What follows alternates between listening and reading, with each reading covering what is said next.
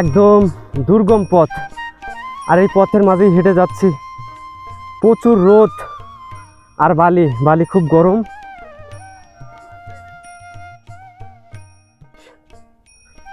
তারপর আপনাদেরকে একটা জিনিস দেখাই। এই দেখেন, রোদের মাঝে কিন্তু ওনারা দুইজন বসে মাছ মারছে আর কি। কাকু মাছ ধরে। আজকে নতুন একটি অভিজ্ঞতা, যাচ্ছি রেশমবাড়ির চরে। চর দেখতে, চরের মানুষের জীবনযাত্রা এবং পশুপালন আর নানা কিছু, নানা ইতিহাস জানার জন্য আমি একটু আজকের চরে যাচ্ছি। তীব্র গরম আর রোদ, প্রখর রোদ, বালুর চর। চলুন একটু যাই, সামনে গিয়ে আপনাদের সাথে কথা বলি। দুর্গম পথ, একদম দুর্গম চর। চরের মাঝখানে একটি ফার্ম। যতই রোদ হোক, আপনি কিন্তু এই চরের মাঝখানে জিরানোর জন্য কোনো জায়গা পাবেন না। একটি মাথা লুকানোর মতো একটু জায়গা পাইছি, এখানে গিয়ে লুকাবো একটু। প্রচুর গরম ভাই। আল্লাহ তাআলার যে অশেষ রহমত, চরের মাঝখানে তপ্ত দুপুরবেলা একটু মাথা গোজার মতো একটু জায়গা পাইছি রেস্ট করার জন্য। এত রোদ ভাই, কল্পনার বাইরে। এত রোদ আমার জীবনে আমি কখনো দেখিনি। প্রচুর গরম। আজকে বাস্তব একটা অভিজ্ঞতা এখানে ভিডিও বানাতে এসে আমার এই চরে। আর আশা করি আমি আপনাদেরকে পুরো ভিডিওটা দেখাবো, আমার সাথেই থাকবেন। আর আমি আপনাদেরকে দেখাচ্ছি, আমি আপনাদেরকে এই চর এলাকার চরের মানুষদের একটুখানি ধারণা দেই। এই যে দুপুরবেলা একদম প্রখর রোদ, সহ্যের বাইরে, আবার রাত্রিবেলা বৃষ্টি এবং ঝড়, তারের মাঝখানে যে পশু পাখিগুলা পালন করে গরু, এই যে দেখেন রোদের ভিতরে আমার পিছনে ওই যে শুয়ে আছে, প্রচুর রোদ, আবার রাত্রে বৃষ্টিতে ভিজবে। তাহলে একবার ভাবুন ওনাদের কত কষ্ট। আমি আপনাদেরকে কাছে নিয়ে ভিডিওটা দেখাচ্ছি, আমার সাথে থাকুন। চলুন তাহলে। এই চরে ধান হচ্ছে। এই ধানটা কিছুদিনের ভিতরেই কাটতে হবে, তা না হলে এখানে বর্ষা এসে এই পুরো চর ডুবে যাবে। আমি এই বাড়িতে আসার জন্যই রওনা দিয়েছিলাম, অল্প কিছুক্ষণ আছে, যাইতে লাগবে আর। চলুন তাহলে। আমার মনে হয় ওই জায়গায় গেলেই আসলে একটু শান্তি পাবো, আর শান্তির জায়গা। দেখুন কত গরম, কত রোদ, আর এই চরের মানুষের জীবন যাপন খুবই কষ্টের।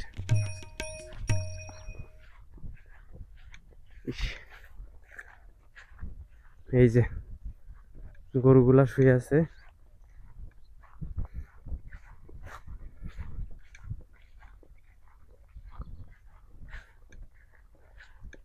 আর এক ভাইও কিন্তু এই ছয়ের ভিতরে শুয়ে আছে। কি অবস্থা ভাই, ভালো আছো? যে রোদ ভাই, একটু মাথা না গুজলে শান্তি নাই। প্রচুর রোদ। তোমরা কেমনে থাকো এখানে? আমার তো একদম বুক ধরপর করতেছে। আরে এই কয়টা রোদে রাখছো কেন বাছুর গুলা? ও, আর ওই যে ওইগুলা ছায়াতে আছে, এরা একটু শান্তিতে আছে। প্রচুর রোদ, বিশ্বাস করেন। এই চরটা আমি দেখাইতেছি, এই দেখেন কত বিশাল চর। দুচোখ যেদিকে যায় সেদিকেই শুধু ধুধু মরুভূমি আর তীব্র গরম, মাথা গোজানোর মতো জায়গা নাই। আচ্ছা ভাইয়া থাকেন, আমি ওইখানে যাবো, ওই কাকার কাছে যাব একটু কথা বলতে।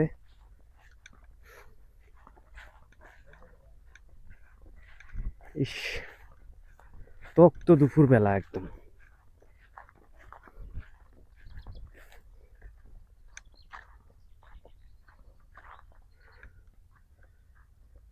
আল্লাহ, আলহামদুলিল্লাহ। চারিদিকে শুধু চর আর চর। এই যে গরু, বট গাছ, এখানে ছায়া দাঁড়িয়ে আছে। আজকে এই জায়গায় আমার যে সঙ্গী হয়েছে, সে আমার ভাগ্নে সামিউল। আর এই ছয়ের ভিতরে থাকে কাকি। কাকি কত দূর আপনার বাড়ি? ওই গাং, ওই গাং। হাই সুবহান আল্লাহ। হ্যাঁ হ্যাঁ হ্যাঁ হ্যাঁ হ্যাঁ, এই চরের ভিতরে রাত্রে এখানেই থাকা লাগে এই ঝড়ের ভিতরে। হ্যাঁ হ্যাঁ, আসলেই কিন্তু আপনাদের জীবন খুবই ঝুঁকিপূর্ণ। এই আকাশ থেকে যে বজ্রপাত হয় এই চরার ভিতরে, এগুলো আসলে এখানে থাকাটা উচিত না। তারপরে আপনাদের গবাদি পশু পাখিগুলা এই লালন পালনের ক্ষেত্রে এখানে থাকা লাগে। হ্যাঁ হ্যাঁ হ্যাঁ হ্যাঁ। আর প্রিয় দর্শক, আমি আপনাদেরকে যদি একটু দেখাই, ওই দেখেন ওখানেও একটা বাড়ি, ওই পাশেও একটা বাড়ি, এই পাশেও বাড়ি, পুরো চরেরই মাঝখানে ছোট ছোট ছোট ছোট করে একটা একটা বাড়ি। ওই যে একটা বাড়ি, এখানে একজন থাকে। এইভাবে মানে পুরো চরটাই জড়িয়ে আছে আর কি লোকজন দিয়ে। এনারা রোদ বৃষ্টি ঝড় সবকিছুই অপেক্ষা করে এখানে এই গবাদি পশু পাখিগুলা লালন পালন করে। অনেক কষ্টের জীবন তাদের।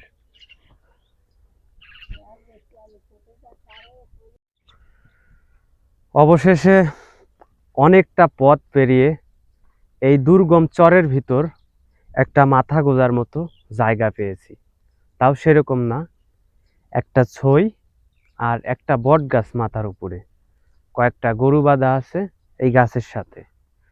এই চর অঞ্চলের মানুষ সারা বছরই কষ্ট করে, বন্যায় কষ্ট করে এবং রোদে কষ্ট করে। এই আর কিছুদিন পর এখানে বন্যা আসবে, বন্যায় চারিদিক ডুবে যাবে। তখন এই গবাদি পশু পাখিগুলা ওনাদের বাসায় চলে যাবে। বাসায় গেলে এই গবাদি পশু পাখি পালনের খুবই কষ্ট। আর এই চরে সারাটা দিন রোদে পুড়ে ঘাস খায় এবং রাত্রি হলে এই জায়গাতেই থাকতে হয় এই গবাদি পশু পাখিদের। যাবার মতো কোনো জায়গা নেই। বৃষ্টিতে রাতে ঝড়ে এখানেই ভিজতে হয়। আর যে মালিক, উনি এখানে থাকেন ঝড়ের ভিতরে একাকী। এটাই জীবন, এটাই চর অঞ্চলের মানুষের জীবনযাত্রা। অনেক কষ্টের মাঝে ওনারা বসবাস করেন, এই আর কি। সবাই ভালো থাকবেন, সুস্থ থাকবেন। আর আমার ভিডিওটা আপনারা একটু শেয়ার করবেন আর আমার চ্যানেলটা সাবস্ক্রাইব করবেন। আপনাদের প্রতি কৃতজ্ঞ থাকব। ধন্যবাদ। আসসালামু আলাইকুম। আমরা আজকে বিদায় নিচ্ছি এই চর থেকে। সবাই ভালো থাকবেন, সুস্থ থাকবেন। দেখা হবে আপনাদের সাথে নতুন কোনো ভিডিওতে। আর ততক্ষণ পর্যন্ত আপনারা আমার চ্যানেলটাকে একটু সাবস্ক্রাইব করবেন, পাশে থাকবেন। ধন্যবাদ। আচ্ছা, এই পাশ দিয়ে যাব, এই পাশ। আচ্ছা ঠিক আছে, আমরা এই পাশ দিয়ে চলে যাব ইনশাল্লাহ। আচ্ছা আচ্ছা, ঠিক আছে ঠিক আছে। এ ভাই, টিকটক নাকি? টিকটকের নেশা সারা পৃথিবী জুড়ে। ভালো থাকেন। আচ্ছা ঠিক আছে। আর পশু পাখির যত্ন নেবেন। আচ্ছা।